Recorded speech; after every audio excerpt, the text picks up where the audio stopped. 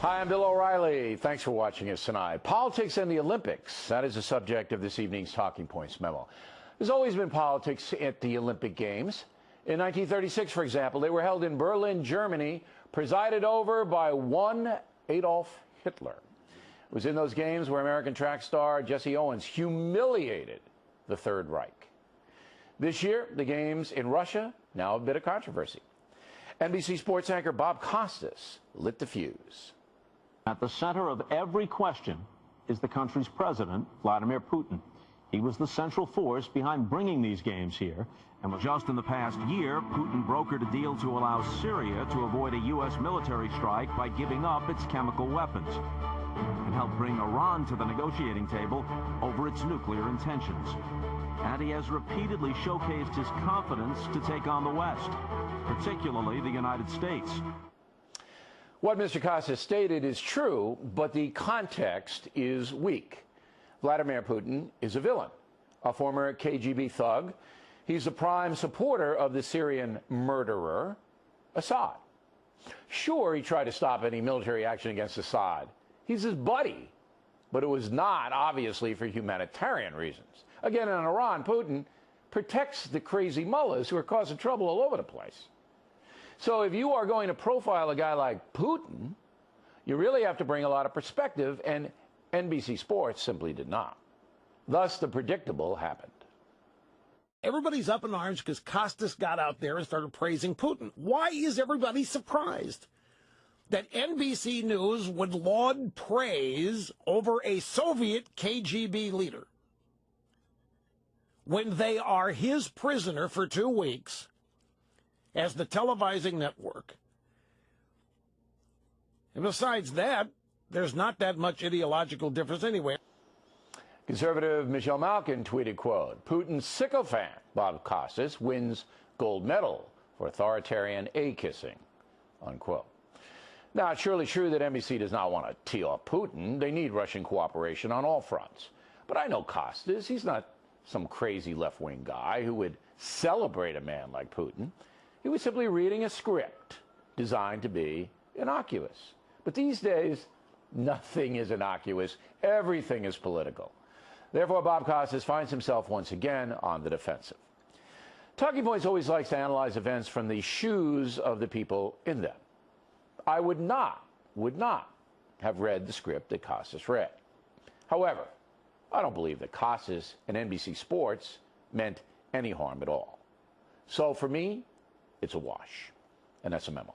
Now for the top story tonight, reaction from Goldberg and Dobbs. First up, the purveyor, BernardGoldberg.com, who joins us now from Miami. And you say? I say you asked for context. Let me give you a little bit. Here's a quote. I don't know anyone who sees Putin as a peacemaker. Bob Costas said that. Putin supports a vicious and brutal regime in Syria. Costas said that. When did he say those things? During his interviews and during the Olympics. These are all Olympic quotes. This year? Okay. This year? This now? Ongoing Olympics? Now. Okay. Right. Putin has a Cold War mentality. Costas said that.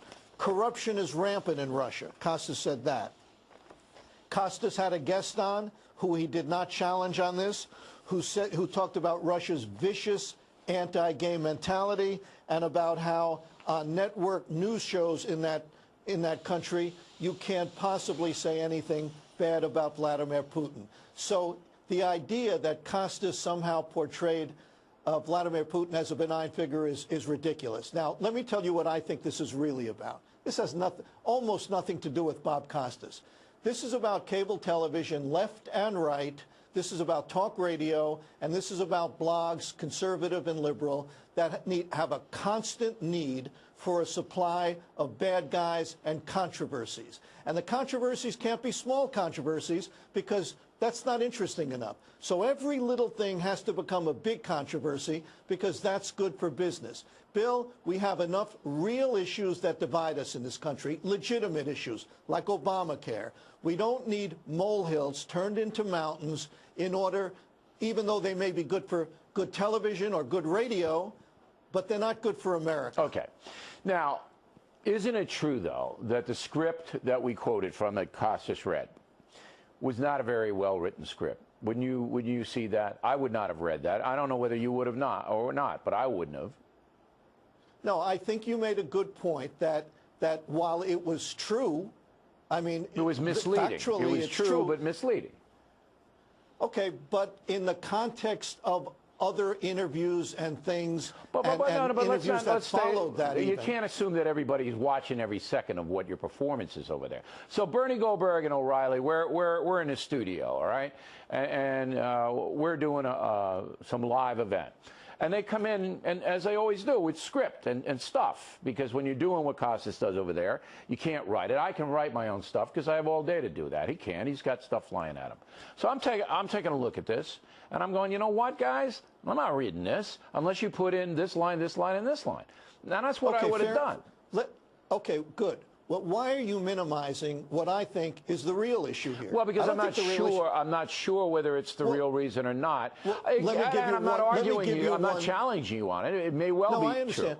But let me give you one easy to understand, very quick vignette. Barack Obama, who I don't agree with about almost anything, goes over to Nelson Mandela's funeral. And as he's saying hello to a number of world leaders, he says hello to Raul Castro, the Cuban dictator. Right. Conservatives on this channel said he embraced Castro. He didn't embrace Castro, and because Castro is smaller than he is, he's very close. He didn't almost kiss him. He bent down because of the height difference. But conservatives made it sound like he was kissing Adolf Hitler. Well, Raul Castro, he's not Adolf Hitler. He's Adolf Hitler light. All right, these guys have killed a lot of guys. When I was at the Kennedy, Bill, let me give you an inside thing. You may want to reconsider that because they're going to come after you for that. I don't care if they come after me. You know that he's not even Adolf Hitler light. Okay. Not even close. They've killed on the island of Cuba proportionally a tremendous amount of people, the Castro brothers. Fact, and it's true. Here, I'm going to give you 30 seconds to reply. I'm no fan of the Castro brothers. I'm at the Kennedy Center Honors thing, okay, doing the Herbie Hancock tribute. Who waltzes up to me? Snoop Dogg, Mr. Marijuana, Mr. Bad Poster Boy for the kids. I've slayed him on this program a number of times. Snoop Dogg puts out his ring-encrusted hand to shake my hand, okay? You know what I did? I shook his hand. You didn't shake his hand? No, I did. Oh, you did? But I kind of went back like this. I shook his hand, all right, and I said, "Nice to meet you." That was it. It wasn't a move in. It wasn't an embrace. It was a distant. How would you like it, Bill? How would you like it if some crazies, you know, in some values culture organization said, Bill O'Reilly shook hands with that vulgar rapper, Snoop Dogg? I wouldn't care because I know I did the right thing. And I didn't criticize Obama for shaking Castro's hand. I didn't do that, okay? You have to do that. It's protocol. But in this case, I think we're wandering a little bit. I think the mistake Costas made was that he read stuff out of context, 20 seconds. And why we're not wandering is because that is a piece of a bigger, more depressing puzzle. And that puzzle is a constant need for controversy, and it goes on and on and on, and it is bad for this country. It polarizes us. Berne Goldberg.